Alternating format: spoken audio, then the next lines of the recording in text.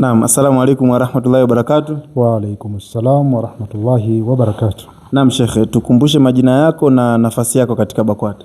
Naitwa Sharifu Tamimu Mtamike, katibu BAKWATA mkoa wa Njombe. Mashaallah. Uchaguzi wa BAKWATA mwaka 2026 katika mkoa wako wa Njombe umeuonaje? Uchaguzi wa BAKWATA ndani ya mkoa wa Njombe mwaka 2026 ni uchaguzi wa huru na haki, na kila mmoja ametendewa haki kwa kile ambacho alikuwa amekusudia kukipata. Ulihakikisha kwa kiasi gani demokrasia inakuwepo katika uchaguzi huu? Kwa kweli uchaguzi huu ulikuwa ni wa wazi, na kila mmoja amepata nafasi ya kujieleza na kuomba kile ambacho alikuwa anakihitaji, na tumejitahidi kadiri ya uwezo tulionao. Wale wote ambao tulikuwa tumewashawishi kwa ajili ya kujaza fomu, na wale wote ambao wamejaza fomu zile ambazo zilihakikiwa na baraza la masheikh zikapelekwa taifa, na majina yote yamerudi kama tulivyokuwa tumepeleka. Tunamshukuru Mwenyezi Mungu, lakini kuna baadhi kura hazijatosha. Tuwaombe baada ya miaka 5 wasisite, au ndani ya muda huu ambao tunaendelea nao, kama kuna jambo lolote ambalo tunahitaji watusaidie ndani ya baraza, basi tukiwahitaji watokeze, watusaidie na tufanye kazi za baraza kwa umoja na nguvu. Inshallah. Miongoni mwa uchaguzi uliokuwa unasubiriwa kwa hamu kubwa na miongoni mwa jamii, na tumeona katika uchaguzi wa leo miongoni mwa vijana wa Juvikiba ambao waligombea nafasi hizo, pia Juakita, akina mama tumeona waliogombea walikuwepo ndani hapa uchaguzi, lakini limetoka tangazo kwamba uchaguzi huo umefutwa mpaka ambapo utatangazwa. Unawaambia nini? Unatuhakikishia kwa kiasi gani kwamba utahakikisha uchaguzi huo unafanyika kuanzia ngazi ya msikiti mpaka mkoa?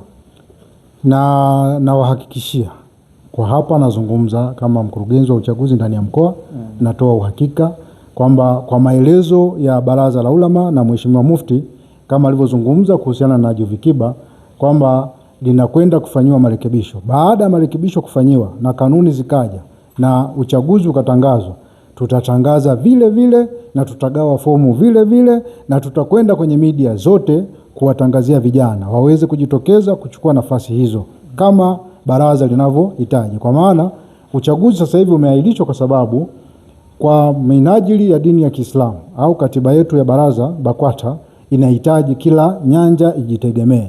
Kwa maana vijana wa kike wawe na uongozi wao na vijana wa kiume wawe na uongozi wao.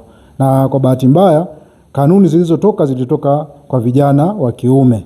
Kwa hiyo Mufti kwa hekima zake, baada ya kutizama kwa kina, akaona jambo hili ipo haja ya kukaa chini na kulitengeneza upya, na nina uhakika baraza la ulama pamoja na katibu mkuu na Mufti mwenyewe watakaa chini, watatengeneza kanuni ambazo zitatusaidia kuweza kutengeneza ngazi hizo kuanzia ngazi ya msikiti mpaka mkoa, kama walivyofanya kwamba sasa hivi wamefuta kuanzia ngazi ya msikiti mpaka mkoa kwa Juvikiba. Lakini Juakita kwa mkoa wetu wa Njombe tuna sikitiko kubwa. Kwa sababu gani?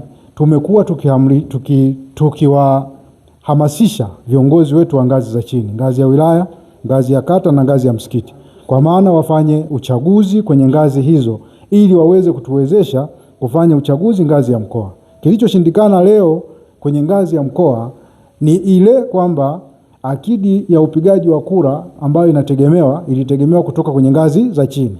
Ndio maana uongozi wetu unaanzia ngazi ya msikiti. Ukifanya uchaguzi ngazi ya msikiti, unapata viongozi ambao watakwenda kupiga kura ngazi ya kata. Ukitoka ngazi ya kata, ndio hao watanyanyuka kwenda kupiga kura ngazi ya wilaya. Hao wa ngazi ya wilaya baada ya kuchaguliwa ndio watakao kwenda kupiga kura ngazi ya mkoa. Sasa kwa bahati mbaya mkoa wetu kulingana na idadi ya Waislamu ilivyo na hali ya Uislamu jinsi ulivyo, kwenye nyanja hii kidogo tumeteleza. Na tuombe Mwenyezi Mungu kwa pale ambapo tulikosea tuweze kupaweka sawa, tuweze kukaa sawa na turudishe. Jambo hili litaenda kufanyika kama tulivyofanya uchaguzi huu wa leo. Nao watatendewa haki na uchaguzi utakuwa ni wa huru na wa wazi, ili kila mmoja anayekwenda kugombea kwenye jumuiya ya wanawake aweze kupata haki yake ya kimsingi. Shukrani sana. Sisi tunashukuru sana, tukutakie majukumu mema. Inshallah.